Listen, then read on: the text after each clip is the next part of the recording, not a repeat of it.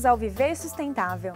Nosso programa de hoje irá abordar os seguintes assuntos: a poluição veicular, causas e consequências.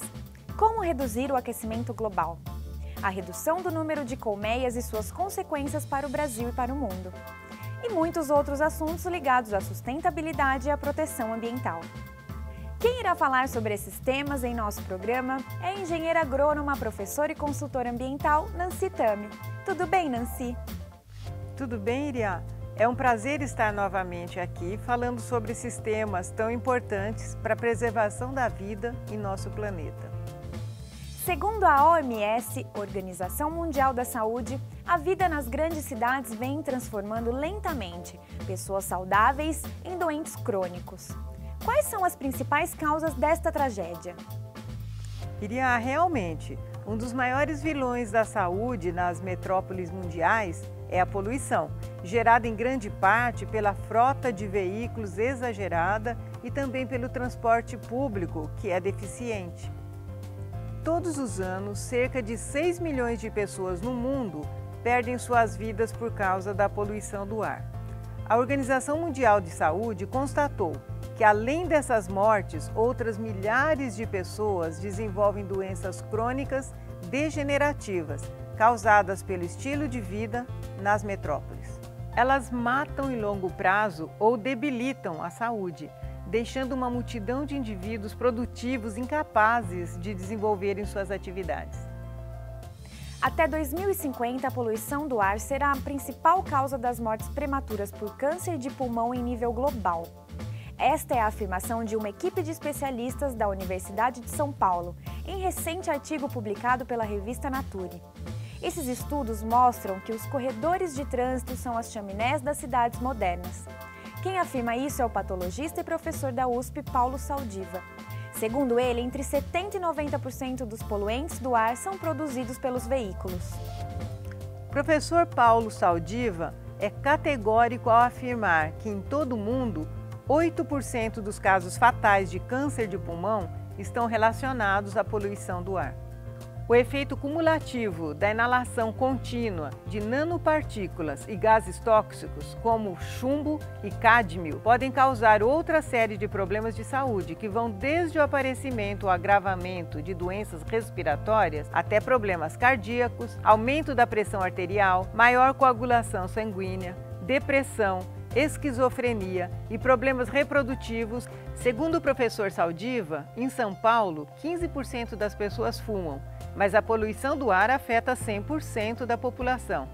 Por isso, o risco atribuído da poluição é significativo. Só na região metropolitana paulista, cerca de 4 mil pessoas morrem todos os anos por problemas atribuídos à poluição do ar. O tráfego urbano também gera outros problemas já comprovados por estudos científicos. Em muitos lugares é difícil dormir por causa do barulho, e mesmo quando os moradores pegam no sono, ele é de má qualidade. Isso afeta o sistema nervoso, a produção hormonal, além de gerar dificuldade de concentração e perda de memória. Em cidades como São Paulo, as pessoas gastam quase um quarto do dia para se deslocar de casa para o trabalho, situação que gera isolamento social e compromete o desenvolvimento. Segundo especialistas, a população está cada vez mais confinada. A falta de convivência da comunidade no espaço urbano deixa a pessoa suscetível ao desenvolvimento de problemas como depressão e ansiedade, causados pela ausência de sociabilidade. Contexto que também gera o sedentarismo. Cada vez mais, as pessoas vivem em escritórios e dentro de veículos. A falta de locais para se exercitar e a insegurança acabam servindo como justificativas para não praticar exercícios físicos, o que acarreta inúmeras doenças potencializadas pelo estresse mental e a poluição. Este cenário pode ser mudado se os gestores públicos pensarem as cidades relacionando a mobilidade urbana com a saúde pública. Uma estratégia para aumentar a média de exercício na população é aumentar a mobilidade urbana. Conforme a Organização Mundial de Saúde, o exercício físico reduz em 50% o risco de desenvolver câncer de cólon, doenças coronárias, diabetes e obesidade. Quando as cidades oferecem um sistema de transporte público adequado e espaços para caminhadas de pequenas distâncias, as pessoas são incentivadas e se movimentam mais. Uma grande parte dos deslocamentos é feita em curtas distâncias e quando se faz isso com automóvel, o problema da poluição é agravado, pois o pico de emissões poluentes ocorre quando o veículo é ligado. Nos últimos 10 anos, vimos o início de um movimento que privilegia a bicicleta, o pedestre e o transporte público. Você faz das ruas algo prazeroso. O gasto com o tratamento de doenças provocadas pela poluição ambiental aumentou em apenas um ano 246,2 milhões no estado de São Paulo, segundo estudo realizado pelo Instituto Saúde e Sustentabilidade. Entre 2006 e 2011, o estado de São Paulo registrou 99.084 mortes relacionadas com a poluição, 6,5 vezes a mais que as mortes causadas por AIDS, segundo o estudo Avaliação do Impacto da Poluição Atmosférica sob a visão da saúde no estado de São Paulo. Somente em 2011, o setor público de saúde investiu 76 milhões para o tratamento de doenças provocadas pela poluição, um número 13 vezes maior que os recursos destinados para a produção de vacinas. Durante o mesmo período, a rede privada de saúde destinou 170 milhões. Para o diretor da pesquisa e professor da Universidade de São Paulo, USP, Paulo Saldiva, as pessoas mais vulneráveis a contrair doenças relacionadas com a alta concentração de poluição são crianças, gestantes, pessoas com dietas inadequadas e diabéticos. Essa pesquisa também mostra que, ao contrário do que se esperava, a capital de São Paulo não possui o pior índice de qualidade do ar do estado, mas 11 cidades apresentaram uma qualidade ainda inferior. Entre elas estão São Caetano do Sul, considerada como a cidade com maior índice de desenvolvimento humano do país, IDH. Vamos ver agora uma matéria sobre o controle da poluição veicular em São Paulo. A poluição do ar é um risco para a saúde humana. Risco por vários motivos. Primeiro, é uma coisa que todas as pessoas que vivem na cidade estão expostas e cada vez mais um habitante de um grande centro urbano fica dentro de um corredor de tráfego congestionado. E o que a gente foi verificar através de modelos estatísticos, como é que a variação de poluição se traduz em mortalidade em 6 regiões metropolitanas do Brasil, incluindo São Paulo. São Paulo tem os números maiores porque aqui tem mais poluição e mais gente. E, lamentavelmente, cerca de 19 pessoas, um excesso de 19 pessoas, morrem por dia em São Paulo por estarmos acima do padrão de qualidade do ar da Organização Mundial de Saúde. Olha, nós temos, se você falar da população geral, todo mundo, nós temos 2 grupos bastante suscetíveis. O primeiro é o composto por crianças e adolescentes. E o outro grupo é o de idosos, né? Por razões diferentes, né? Crianças e adolescentes estão passando por um processo de crescimento e desenvolvimento, né? E qualquer exposição a um fator agressor pode trazer um transtorno mais sério para essas crianças e para esses adolescentes. E os idosos, eles normalmente já têm alguma doença prévia. Então, ou eles têm alguma doença do coração, ou têm alguma doença respiratória, ou têm as duas junto e, portanto, acabam sofrendo mais os efeitos da poluição. O que os poluentes fazem, a maioria dos estudos no mundo tem apontado para isso, é produzir no organismo um processo inflamatório. E essa inflamação vai alterar os mecanismos de defesa e vai facilitar o aparecimento de infecções. Então, por exemplo, pneumonias, sinusites, rinites, bronquites, têm sido muito associadas aos aumentos na concentração dos poluentes atmosféricos. Os sintomas, tanto os respiratórios quanto os cardiovasculares, por exemplo, que estão ligados à poluição, eles são característicos das doenças em si, né? Então você vai ter febre, vai ter tosse seca ou produtiva, né, com catarro, vai ter falta de ar. Por exemplo, no Brasil, na cidade de São Paulo, morre-se muito mais de poluição do que de tuberculose. Veja, a única solução para a poluição, hoje, ela não vai ser via tecnologia somente, ela vai exigir uma mudança de comportamento. Como vimos nos comentários de Nancy Tami, Sem políticas públicas que melhorem significativamente a mobilidade urbana e ampliem o acesso a um transporte público de qualidade, a população ainda terá que conviver com as consequências nefastas da poluição veicular.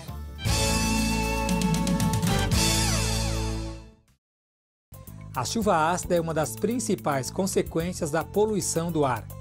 A queima de carvão ou de petróleo libera gases como óxidos de nitrogênio e de enxofre. A reação dessas substâncias com a água encontrada na atmosfera forma o ácido nítrico e o ácido sulfúrico, presentes nessas precipitações. A chuva ácida empobrece o solo, compromete vegetações, prejudica organismos aquáticos e ainda pode corroer monumentos em mármore. Por isso, a poluição atmosférica precisa ser controlada urgentemente. Vamos para o intervalo, mas não perca no próximo bloco uma matéria sobre o aumento das emissões de gases de efeito estufa e do aquecimento global.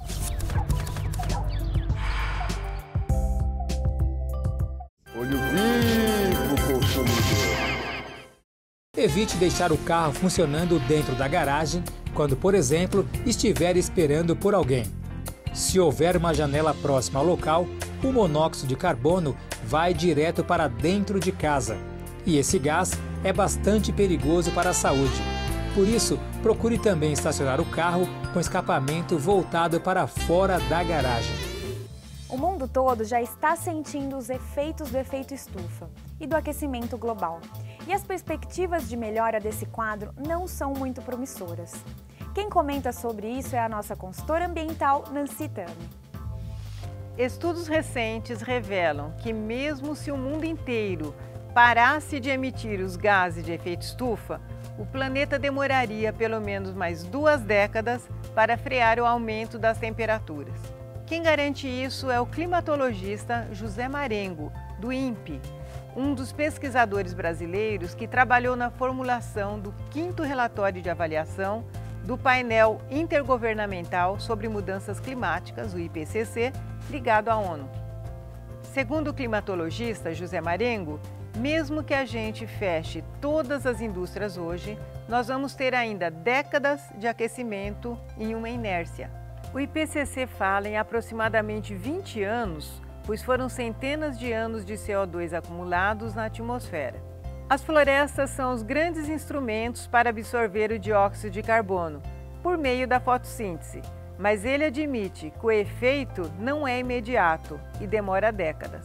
O especialista também ponderou, no entanto, que o documento do IPCC não é um relatório catastrófico e aponta para a necessidade do homem adaptar-se às mudanças climáticas que estão por vir no decorrer deste século. Segundo os cientistas, a influência humana no sistema climático é clara.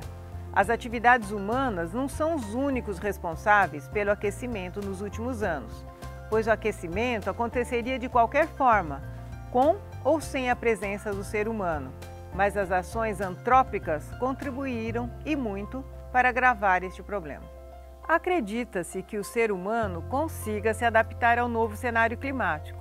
Contudo, os processos de transformação que envolvem os ecossistemas naturais são mais vulneráveis e poderá ocorrer um colapso da vegetação atual. Já o risco de savanização da Amazônia, apontado pelo painel brasileiro de mudanças climáticas, caso a temperatura do Brasil aumente para 6 graus Celsius em um século, pode ser completamente reversível e evitado.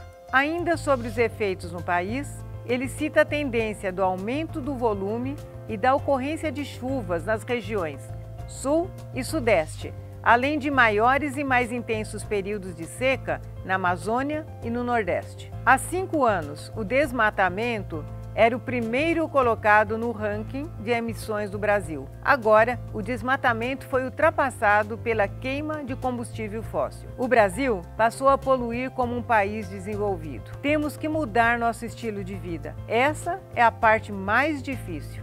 Contudo, em momentos de crise, na busca pela recuperação econômica e na tentativa de garantir um aumento no PIB, Produto Interno Bruto, os países priorizam o crescimento econômico. E dessa forma, a agenda ambiental atualmente fica rebaixada para segundo plano, especialmente depois da crise de 2008. Um inventário realizado pelo Ministério de Ciência e Tecnologia de 2010 indicava que as principais fontes de emissão de gases de efeito estufa no Brasil estavam na agricultura, na atividade industrial, com a queima de combustível fóssil e no desmatamento com a queima de biomassa. Pelo fato de o desmatamento ter diminuído e a agricultura reduzido as emissões, a queima de combustível fóssil passou a ser maior causa da emissão de gases. As termoelétricas produzem CO2, assim como a maior frota de veículos do país, que é muito grande. Fique agora com uma matéria sobre o controle das emissões de gases de efeito estufa em São Paulo. Especialistas da Embaixada Britânica e do Programa Estadual de Mudanças Climáticas, o Proclima, analisaram 5 grandes setores, seguindo a classificação utilizada pelo Painel Intergovernamental de Mudanças Climáticas, o IPCC. De acordo com a origem das emissões, são elas: energia, processos industriais, uso da terra, mudança no uso da terra e florestas, agropecuária e resíduos. Os setores da energia e agropecuária são os grandes responsáveis pelas emissões de gases efeito estufa de 2005.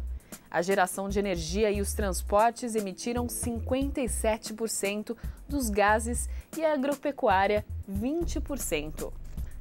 Na área de energia, os principais vilões são o uso de combustível fóssil pelos veículos e pelas termoelétricas.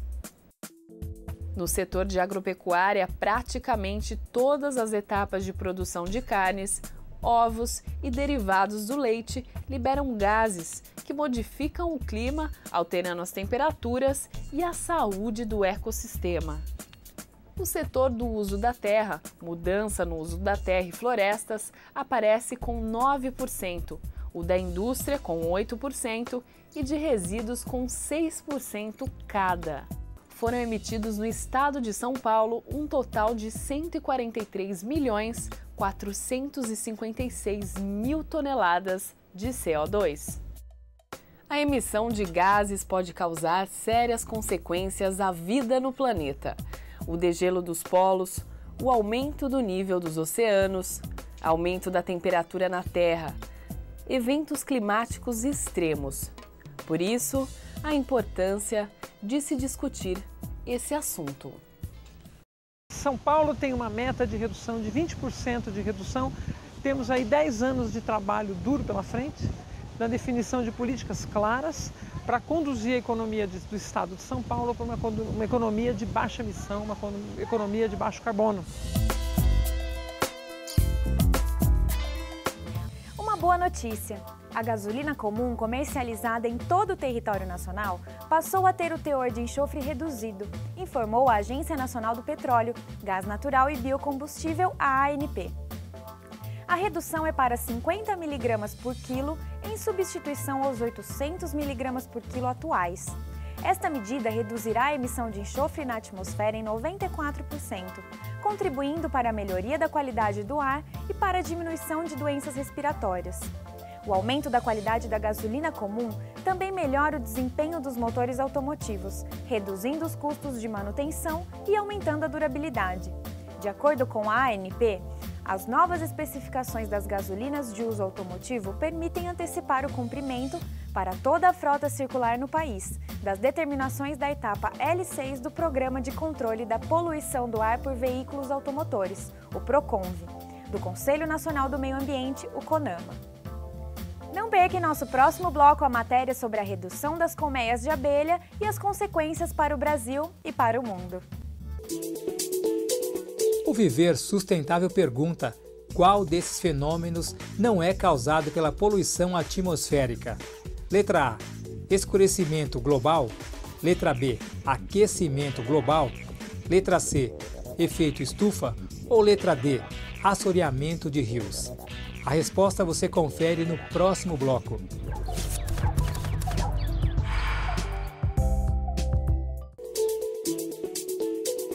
No bloco anterior, o Viver Sustentável perguntou qual desses fenômenos não é causado pela poluição atmosférica? A resposta correta é letra D, assoreamento de rios, que acontece por conta do desmatamento. Estamos de volta com o Viver Sustentável.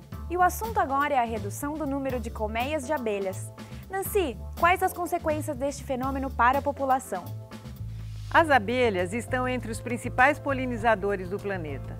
E acreditem, sua extinção pode ameaçar também a sobrevivência do homem. Em algumas partes do mundo, estudiosos já confirmam a redução de colônias entre 30% e 70% é um indício de que todas as espécies estarão ameaçadas.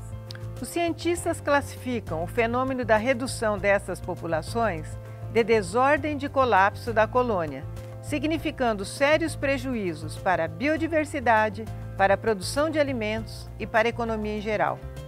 Polinizadores, como as abelhas e outros insetos e animais, representam um dos mecanismos essenciais à manutenção e promoção da biodiversidade no planeta, pois é somente após a polinização que as plantas formam frutos e sementes, fontes de sua própria reprodução. De acordo com pesquisadores, mais de 75% das espécies agricultáveis que alimentam o mundo e muitas das plantas utilizadas pela indústria farmacêutica dependem da polinização para produzir frutos e sementes. O Brasil caiu da 5ª para a 10ª colocação mundial em exportação de mel nos últimos 2 anos. O motivo foi o abandono das colmeias na região produtora mais importante do país, que é o Nordeste. Em 2012, alguns estados registraram queda de 90% na produção e o abandono de colmeias chegou a 60%. A queda no Nordeste reflete diretamente nas exportações nacionais de mel, pois a região é uma das maiores produtoras e exportadoras do nosso país. Cerca de 46 mil pequenos apicultores em 9 estados nordestinos vivem da atividade e juntos respondem por 40% da produção de mel no país, em épocas com índice normal de chuva. Por trás do sumiço das abelhas está a seca, que atinge a região há pelo menos 24 meses. Além das alterações climáticas, bactérias e uso de agrotóxicos são citados como causas da mortalidade das abelhas no Brasil. Mas a falta de documentação sobre o desaparecimento de enxames dificulta o trabalho de controle e monitoramento da situação. Os produtores de Santa Catarina também sofreram com o desaparecimento dos insetos. Em 2011, pior ano, segundo a empresa de pesquisa agropecuária e extensão rural de Santa Catarina, o estado produziu cerca de 4 mil toneladas, enquanto a média anual é de 6 mil.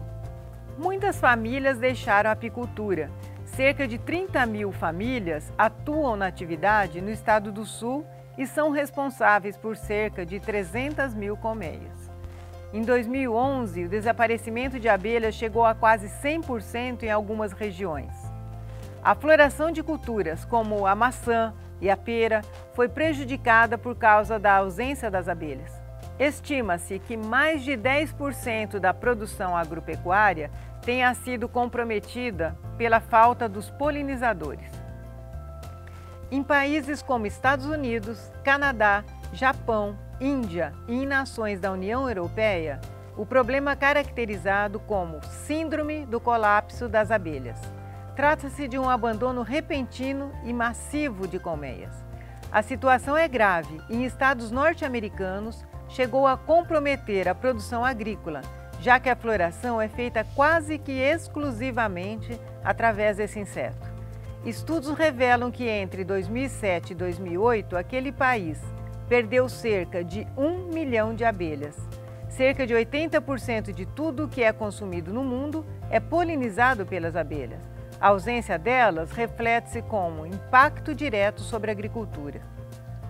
Segundo o Instituto Brasileiro do Meio Ambiente e dos Recursos Naturais Renováveis, o IBAMA, até o momento há 2 casos que se assemelham com essa síndrome no país, uma em São Paulo e outra em Minas Gerais. No entanto, segundo o IBAMA, a falta de dados concretos de todas as regiões brasileiras compromete a análise das causas deste desaparecimento das abelhas. O IBAMA avalia que os defensivos agrícolas podem estar entre os 3 principais causadores do desaparecimento de abelhas no Brasil.